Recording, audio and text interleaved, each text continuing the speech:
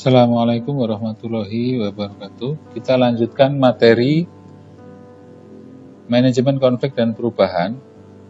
Masih menyambung pembahasan pemahaman tentang manajemen perubahan. Kali ini kita akan bahas tentang bagaimana cara memahami perubahan organisasi. Perlunya perubahan organisasi untuk bisa bertahan menghadapi tantangan dan krisis yang tidak terduga, maka organisasi harus memiliki strategi baru. Strategi baru tersebut adalah tentang beradaptasi secara konstan untuk berubah dalam landscape yang terus berubah. Organisasi harus menerima perubahan dengan mensyaratkan metode baru, memaksa para pemimpin untuk memahami peran dan tanggung jawab organisasi dalam konteks yang lebih holistik atau menyeluruh. Ibarat mengemudikan mobil balap dengan kecepatan tinggi di arena sirkuit, maka ketika ada elemen cuaca yang ekstrim, mereka harus lebih siap dalam menghadapi tantangan dramatis yang bisa muncul di setiap waktu atau setiap detiknya. Perubahan organisasi.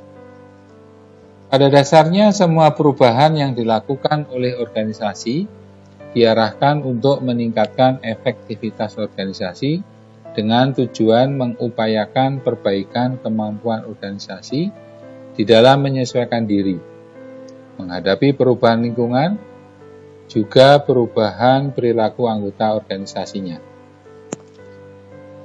Dalam mengelola perubahan, organisasi harus memfokuskan diri untuk meningkatkan kemampuannya dalam memanfaatkan tantangan dan peluang yang muncul.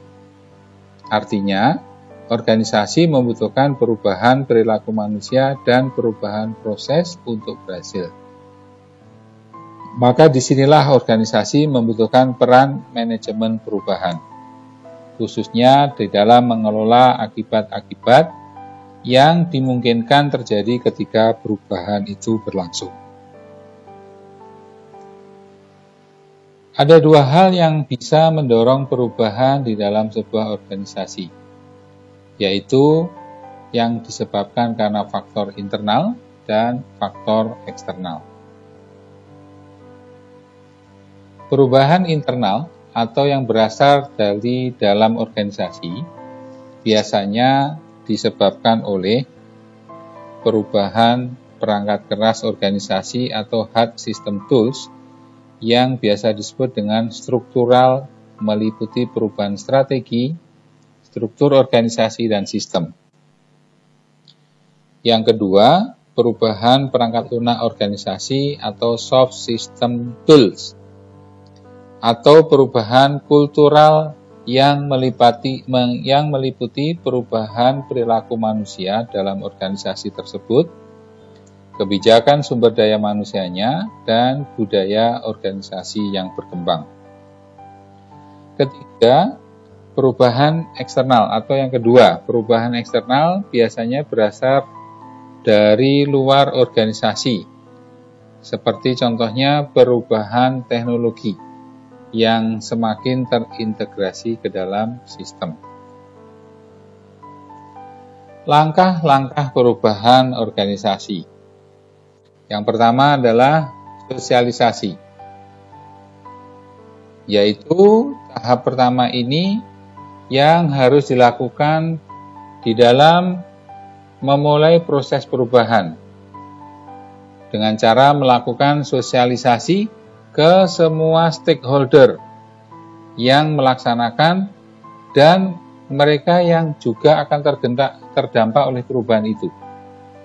Maka kita perlu menjelaskan hal-hal mendasar tentang rencana perubahan, termasuk alasan mengapa kita harus berubah, serta tujuan yang akan dicapai atau akan yang diharapkan dari proses perubahan itu. Kedua, pemahaman. Melalui sosialisasi, semua orang diharapkan memiliki pemahaman yang sama akan pentingnya perubahan yang dilakukan oleh organisasi. Pelaku perubahan harus memahami alasan mengapa perubahan itu dilakukan, serta apa manfaat dan pengaruh perubahan itu bagi mereka secara pribadi maupun bagi perusahaan. 3. Komitmen.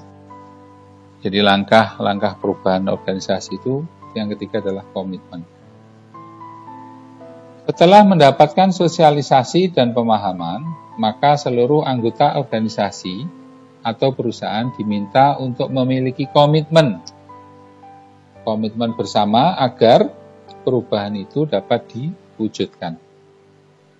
Keempat, implementasi.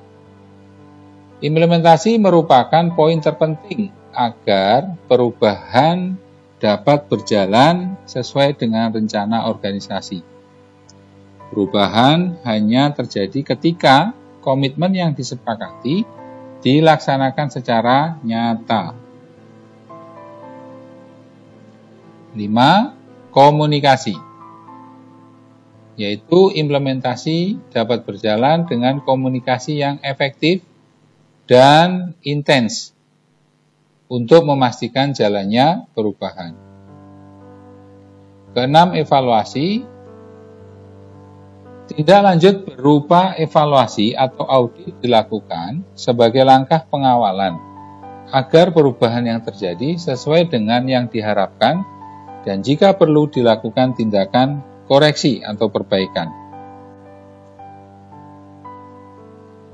Demikian pembahasan materi lanjutan tentang apa yang harus dilakukan di dalam proses perubahan itu atau manajemen change.